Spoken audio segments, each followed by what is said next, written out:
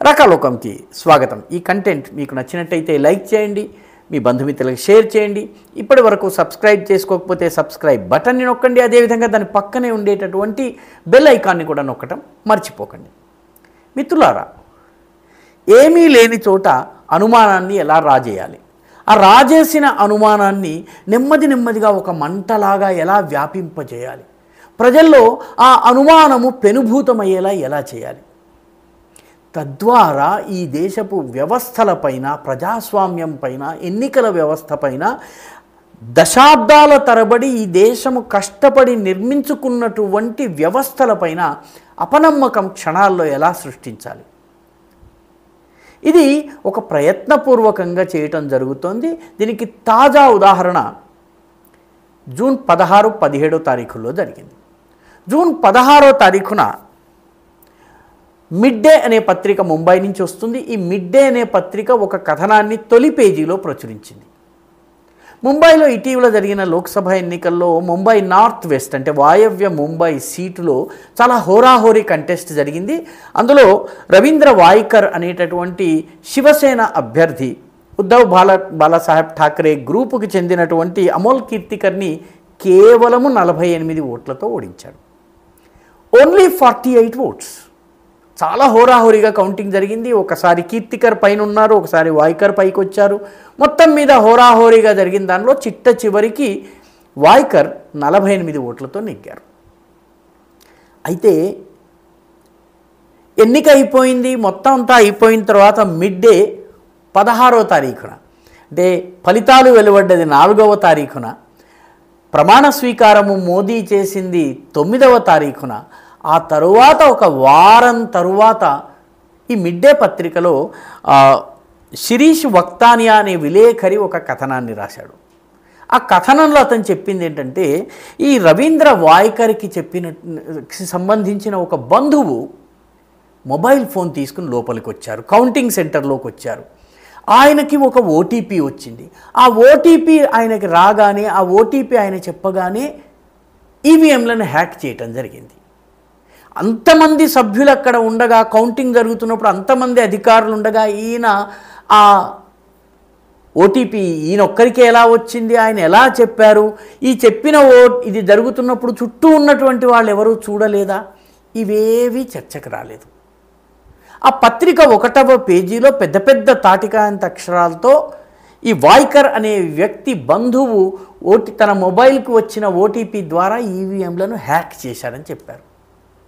అని చెప్పగానే ఇదిగో పులి అంటే అదిగో తోక అన్నట్టు సోషల్ మీడియాలో ఉన్నటువంటి ఒక పెద్ద వర్గము, దాన్ని ఈ మధ్య ఇకో సిస్టమ్ అంటున్నారు, ఈ ఇకో సిస్టమ్ హఠాత్తుగా నిద్రలేచింది. బిగిన కమెంట్లు చేయటం మొదలుపెట్టింది, రీట్వీట్లు చేయటం మొదలుపెట్టింది, ఈవీఎంలు అంతా మోసము, ఎలక్షన్ అంతా మోసం అని చెప్పడం మొదలుపెట్టింది. సాయంత్రం అయ్యేటప్పటికీ కాంగ్రెస్ పార్టీ అధ్యక్షుడు అయినటువంటి రాహుల్ గాంధీ కూడాను రంగంలోకి దిగి ఇది ఈవీఎంలు బ్లాక్ బాక్సుల వంటివి, బ్లాక్ బాక్సుల్లో ఏముందో ఎవరికి తెలియనట్టుగానే ఈవీఎంలలో కూడా ఎవరిని చూడనివ్వడం లేదు, అంతా మోసం, అంతా ద్రోహం. ఆయన 4 లక్షల ఓట్లతో కూడా ఈ ఈవీఎంల సహాయంతో నెగ్గారు. అయినప్పటికీ ఆయన ఈ వ్యాఖ్యానం చేశారు. రాజ్దీప్ సర్దేశాయ్ వంటి జర్నలిస్టు కూడాను, మోదీ వ్యతిరేక జర్నలిస్టు, బీజేపీ వ్యతిరేక జర్నలిస్టు, ఆయన కూడా దీన్ని పట్టుకుని హడావిడి చేశారు. సాయంత్రానికి టీవీ ఛానల్స్ అన్నీ కూడాను దీనిపైనే వాడి చర్చ ప్రారంభించాయి. సరిగ్గా ఇదే సమయానికి అమెరికన్ ఈవీఎంల గురించి ఇలాన్ మస్క్ అనేటటువంటి తను పెద్ద అమెరికాకు సంబంధించి ఎక్స్ని నడిపించేటువంటి వ్యక్తి, టెస్లా కార్ల కంపెనీ యజమాని, ఆయన కూడాను ఈవీఎంలను హ్యాక్ చేయవచ్చును కాబట్టి ఈవీఎంలను తొలగించాలి అని అమెరికాకు సంబంధించి అమెరికన్ పరిస్థితుల గురించి కామెంట్ చేశారు. దానికి దీనికి సంబంధం లేదు, కానీ ఇక్కడ మన దగ్గర ఉన్నటువంటి ఈకో సిస్టమ్ బట్టతలకి బోడిగుండుకి ముడిపెట్టేసేసింది, గట్టిగా బిగించేసేటువంటి ప్రయత్నం చేసింది. చిట్ట చివరికి ఎన్నికల సంఘం రంగంలోకి దిగి ఓటీపీ ఎలా వచ్చింది, ఆ మొబైల్ ఫోన్ ఏమిటి, అసలు ఓటీపీ వచ్చే సిస్టమ్ అసలు లేదు కాబట్టి మీరు మీ దగ్గర ఉన్నటువంటి వివరాలని మాకు ఇవ్వండి అని మిడ్ డే పత్రికను అడిగింది. మరుసటి రోజు అంటే జూన్ 17వ తారీఖు మిడ్ డే పత్రిక లోపల పేజీల్లో ఇంత సైజు, ఇంత పెద్ద వార్త ఇచ్చినటువంటిది ఇంత చిన్న సైజులో ఒక వివరణ ఇచ్చి, నిన్న ఇచ్చినటువంటి వార్త మొత్తము తప్పు, మా దగ్గర ఎలాంటి ఆధారాలు లేవు, ఈ తప్పుడు వార్తని ఇచ్చినందుకు మేము క్షంతవ్యులము అని చెప్పి ఒక కారిజెండం ఇచ్చింది. అంటే మాది తప్పు జరిగిందని చెప్పి అపాలజీస్ చెప్పింది. కానీ ఇక్కడ ఈ ఇకోసిస్టమ్ ఇప్పటికీ దాని మీద హడావుడి చేస్తోంది. అంటే తప్పుడు వార్త రాసినప్పుడు పూర్తి పేజీ, స్పష్టీకరణ ఇచ్చినప్పుడు లోపల పేజీలో ఇంత చిన్నగా. ఈ వక్తాన్య అనేటటువంటి వ్యక్తి ఇప్పటివరకు అపాలజీ చెప్పలేదు. ఆయన రాసిన వార్త తప్పు అని చెప్పి పత్రిక చెప్తోంది. ఆయన దీనిని ట్వీట్ చేసుకుని, ఏదైతే తప్పుడు వార్తను ఆయన ట్వీట్ చేశారో దానిని ఆయన సోషల్ మీడియా అకౌంట్స్లో ఇప్పటికీ పోస్ట్ చేసి ఉంచారు. అంటే ఈ దేశంలో ఈ తప్పుడు వార్తల్ని ఎంత సులువుగా ప్రచారం చేయవచ్చునన్నది చాలా సులువుగా మనం అర్థం చేసుకోవచ్చును.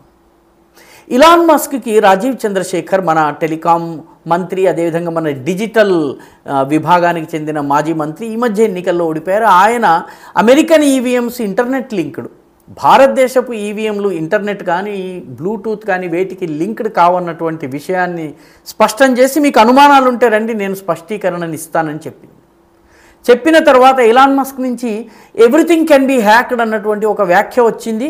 అంతకు మించి మళ్ళీ రాలేదు. ఆ తర్వాత ఆయన సైలెంట్ అయిపోయారు.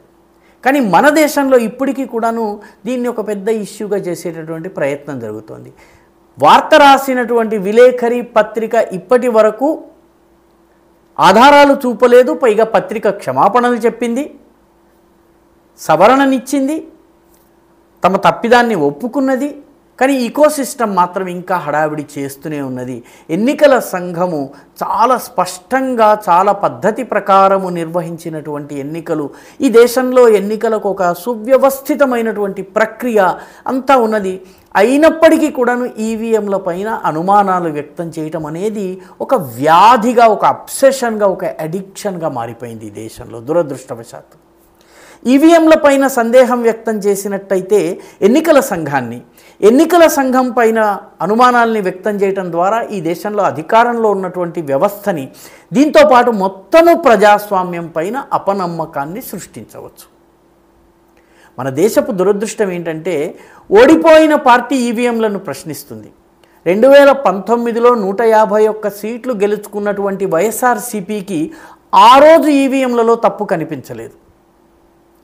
2024 ఎన్నికల్లో ఓడిపోగానే ఈవీఎంలను మ్యానిపులేట్ చేశారు, మోసం చేశారు అని చెప్పి వైఎస్ఆర్సీపీకి సంబంధించినటువంటి ముఖపత్రం లాంటి పత్రికల్లో వార్తలు 1వ పేజీలో వస్తున్నాయి.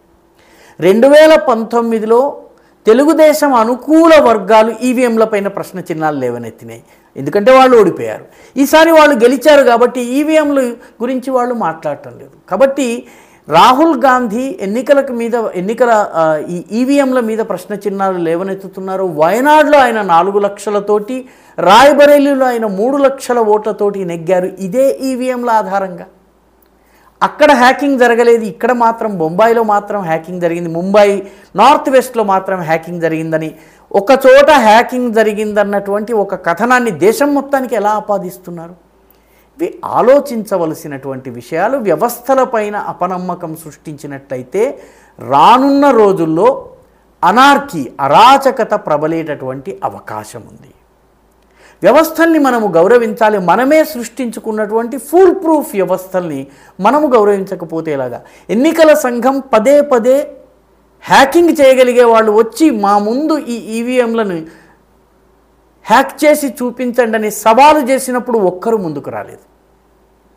తెలుగుదేశంకి చెందినటువంటి నాయకులు కూడా తరువాత అమెరికాలోనో ఇంగ్లాండ్లోనో 1-2 ప్రోగ్రాములు చేసి ఇదిగో ఇలా హ్యాక్ చేయొచ్చు అని చెప్పారు. కానీ ఈవీఎంలకు సంబంధించి ఎలక్షన్ కమిషన్ సవాల్ చేసిన రోజున రాలేదు.